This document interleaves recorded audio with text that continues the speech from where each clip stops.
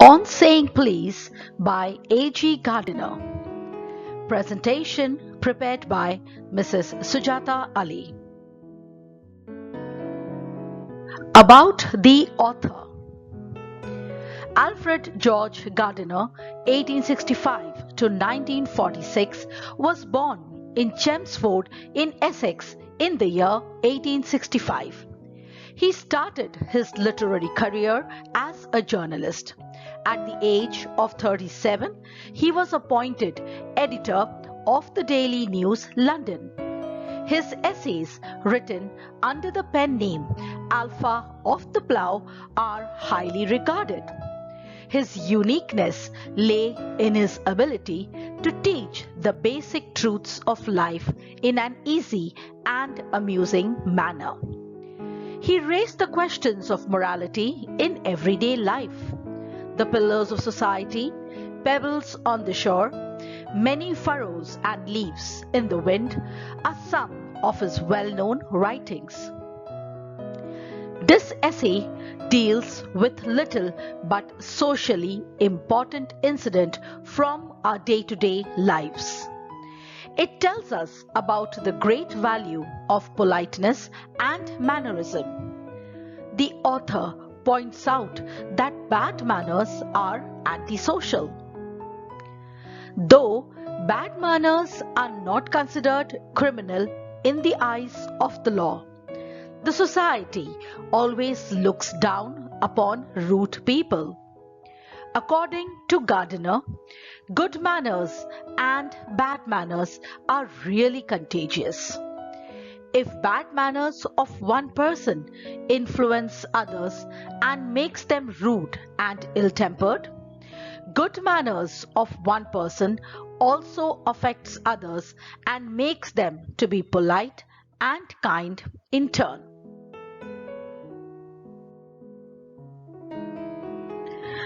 Detailed summary of the chapter.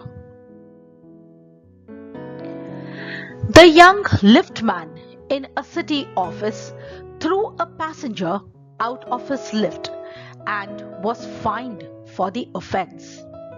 Definitely, he was in the wrong. The reason being, the passenger had refused to speak politely to the liftman and had not used the word please while asking him to take him to the top floor. The liftman, no doubt, carried the comment on mannerisms too far. Discourtesy is not a legal offense and it does not excuse assault and battery, meaning an attack which includes not only threats but also the actual use of violence. If a burglar, that is a thief, breaks into our house and we hit him and knock him down, the law will acquit us, and if we are physically assaulted, it permits us to retaliate, meaning hit back with reasonable violence. The law allows this because the thief and the assailant have broken quite definite commands of the law.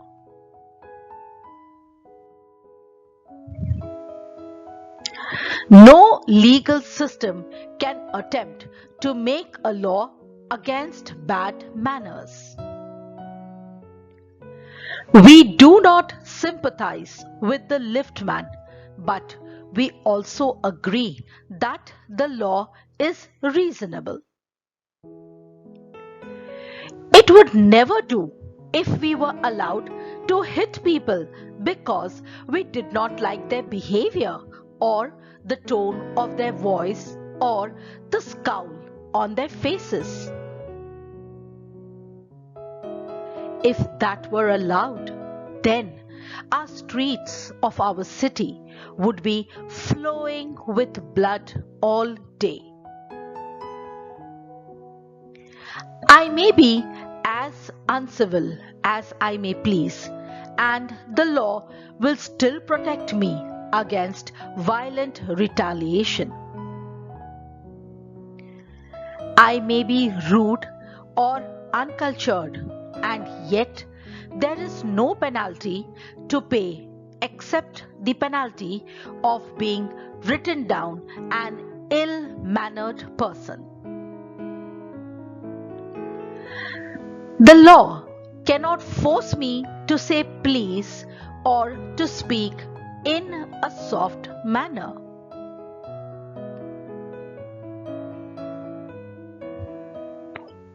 This does not mean that the damages are negligible. There is a possibility that the liftman was probably hurt as he felt he had been insulted by the other man. His self-respect was in fact what was most affected in the entire episode, and that might have poisoned or affected his whole day. Unfortunately, such bad manners can also pass from one person to the other. Quoting a simple example from the textbook, probably the man who said "top" to the liftman was really only getting back on his employer who had not said good morning to him because he himself had been henpecked, that is, continuously criticized and given orders at breakfast by his wife, to whom the cook had been very rude because the housemaid had also answered her back. We thus infect the world with our ill humors. Bad manners probably does more to poison the stream of our general life than all the crimes in the calendar.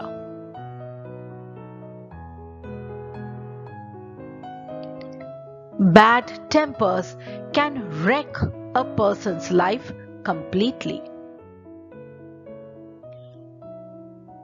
Many husbands are prone to physically abusing their wives because of their bad tempers which they cannot control.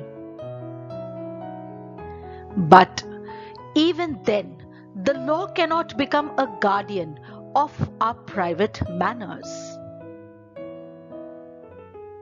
No law book can cover the vast area of offences, and no court can administer a law which governs our social civilities, our speech, the tilt of our eyebrows, and all our moods and mannerisms. There is a social practice which is very sacred and much more older than any law, which enjoins everyone to be civil, meaning to be polite. The first requirement of civility is that we should acknowledge a service. Please and thank you are small ways in which we display our civility as social beings. They are little courtesies by which we keep the machine of life oiled and running sweetly.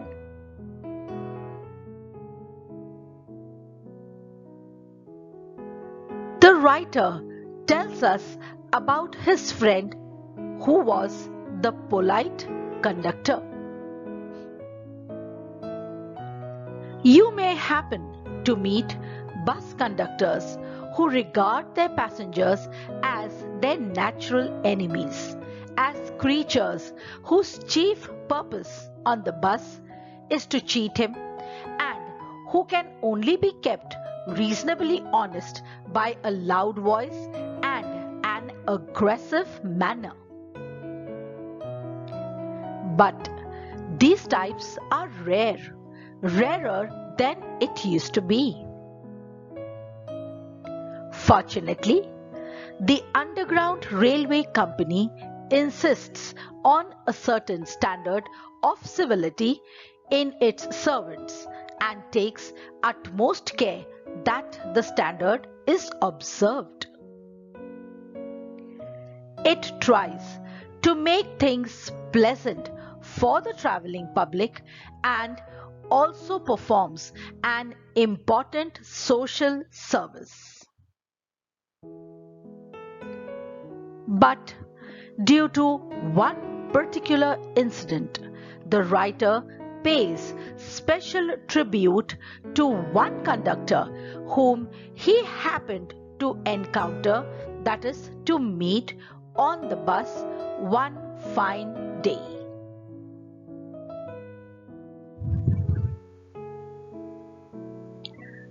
The writer's personal experience. The writer jumped onto a bus and, to his dismay, realized that he had forgotten to take any money with him. Everyone has had this experience once in their lifetime and know the kind of mixed feelings it arouses. You get annoyed because you look like a fool. You won't be surprised if the conductor looked at you coldly and said that that was the oldest trick in the book and coolly asked you to get down from the bus. The next thing you need to do is face the inconvenience of walking back to your place and also missing your train or the engagement which you had to attend. In desperation, he once again searched his pockets for some coins to pay the conductor, but couldn't come up with any. With a straight face and total simplicity, he told the conductor that he had no money to pay his fare.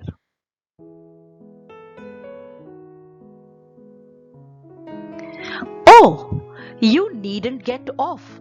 That's all right," said the conductor. He said he would book his ticket and pay for it. But the writer asked him, how would he be able to return the money to him? The conductor smiled and replied that their paths would cross someday and he could pay him then. By sheer luck, the writer was able to find a shilling in his pocket and was able to ultimately pay his bus fare instantly. But the good and kind act done by the conductor left the writer smiling and in a good mood for the remaining of the day. A few days later, while the writer was on another bus, someone trampled, meaning stepped heavily on his toe. The writer looked up rather angrily, only to notice the same bus conductor who had offered to help him the last time when he had forgotten to carry any money with him and had boarded the bus. The conductor immediately apologized and said he was sorry for having stamped his foot.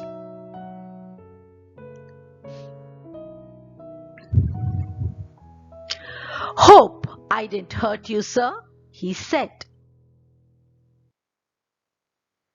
He had actually hurt the writer, but the writer assured him that he hadn't. After that, it had become a regular feature of the author to notice him talking to other passengers always politely and cordially with good nature. The conductor seemed to have a lot of patience with all the passengers and a gift for making his passengers feel comfortable.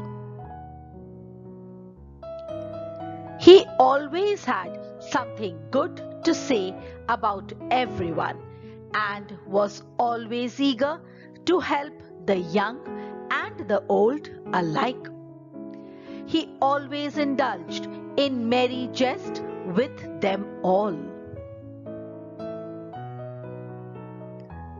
He irradiated, meaning spread or produced, such an atmosphere of good temper and kindliness that a journey with him was a lesson in natural courtesy and good manners.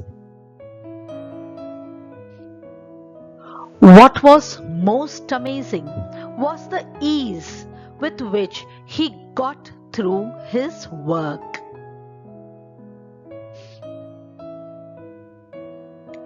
If bad manners are infectious, so also are good manners. If we encounter incivility, most of us are apt to become uncivil. But it is difficult to be rude with good, polite people. Manners are just like the weather. A bright sunny day always makes us feel good and happy. In the same manner, a cheerful person always succeeds in bringing a smile to our face. And hence, it was always fine weather on the friendly bus conductor's bus. His friendly tone and his good manners seemed to infect the passengers traveling on that bus. In lightening their spirits, that is, their mood, he lightened his own task, that is, his own work. This happy nature was not wasted luxury but a sound investment. Of late, the bus conductor has stopped coming on the bus of this particular route and the narrator misses him. The writer is not ashamed to praise the good-natured behaviour of the bus conductor over and over again.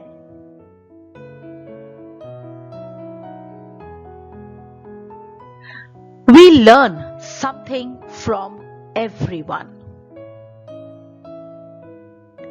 The bus conductor, though having a modest job, taught the writer the value and significance of having a good temper and a kind heart. The writer feels people have become hard-hearted due to the wars that have made them lose their civility. We need to start practicing being civil if we are to make life kindly and tolerable for each other. We cannot get back civility by forcing it through passing a law. The policeman is a necessary symbol and the law is a necessary institution for a society.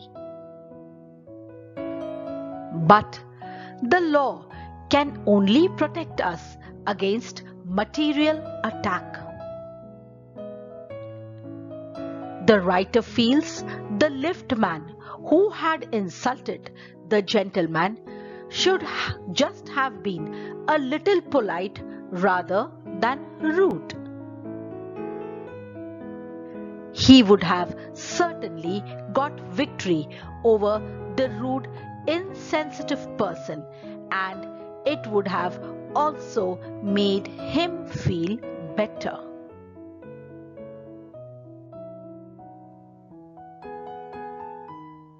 The polite man may lose the material advantage, but he always has the spiritual victory. The writer wishes to narrate a story for the benefit of the liftman written by Chesterfield. During his time, the London streets were without the pavements of today, and the man who took the wall had the driest footing. "I never give the wall to a scoundrel," said the man who met Chesterfield one day in the street. "I always do," said Chesterfield, stepping with a bow into the road. The writer hopes that the liftman will agree that his revenge was much more sweet than if he had flung the fellow into the mud. Alfred George Gardiner. The end. Thank you for watching.